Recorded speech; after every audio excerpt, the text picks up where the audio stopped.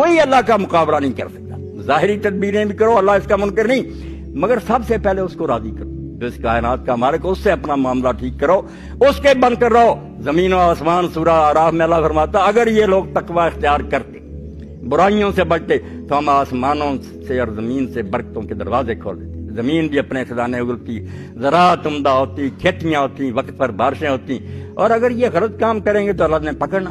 لعلہم یضرعون، اللہ اس لیے پکڑتا کہ ان کی گردنیں جو ہیں جھکتا ہے. اگر نہیں جھکتی نا پھر بھی وہی دھندے جاری رہتے ہیں، تو یہ اس سے زیادہ سزا کے پھر عالم ہے. یہی چاہتے ہیں کہ اس سے نہیں کچھ بنا، ہمارا نام ہی مٹا دیا جائے جیسے کئی قوموں کا مٹ گیا. اللہ فرماتا جا کر دیکھ لو، کم من بیر معطلۃ و کثر مشی، جاؤ زمین میں پھرو.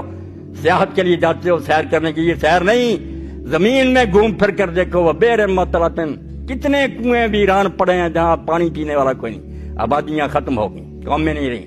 وہ کثر مشید، اور کتنے سیمنٹڈ قلعے ہیں جو کھڑے ہیں اور ان کے جو رہنے والے تھے ان کا نشان نہیں رہا. تم سمجھتے نہیں کہ اس جہان کا ایک مالک ہے جو نگرانی کر رہا ہے کہ یہ لوگ کیا کر رہے ہیں. ایک حد تک مہلت دیتا ورنہ پکڑ ہو جاتی.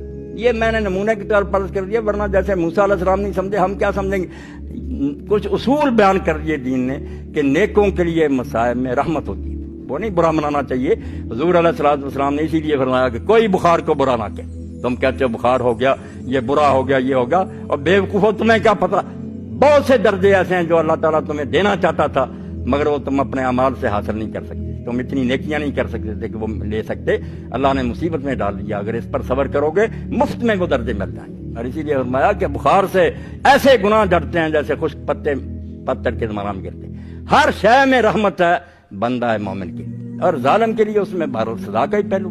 بروں کو تو سزا ہی ملتی ہے اور جو بچے ہوتے ہیں ان کے لیے تنبیہ ہوتی ہے، اللہ کی طرف سے ڈانٹ ہوتی ہے کہ انسان بن جاؤ.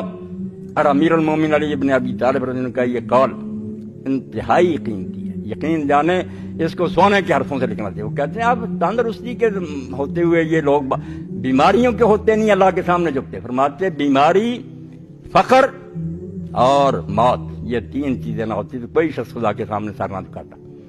یہ برکت ہے ان چیزوں کی، اسی لیے ہم جھکتے ہیں. جن کو دین کی کچھ توفیق ہے نا، یہ برکت ہے. بیماری آ گئی سر جھکے، الحمدللہ یہ بھی آپ نے نفع کما لیا. عاجزی کی، فقیری آ گئی، متکبر نہیں بنے، مغرور نہیں بنے، قارون نہیں بنے، اچھے بن کر رہے.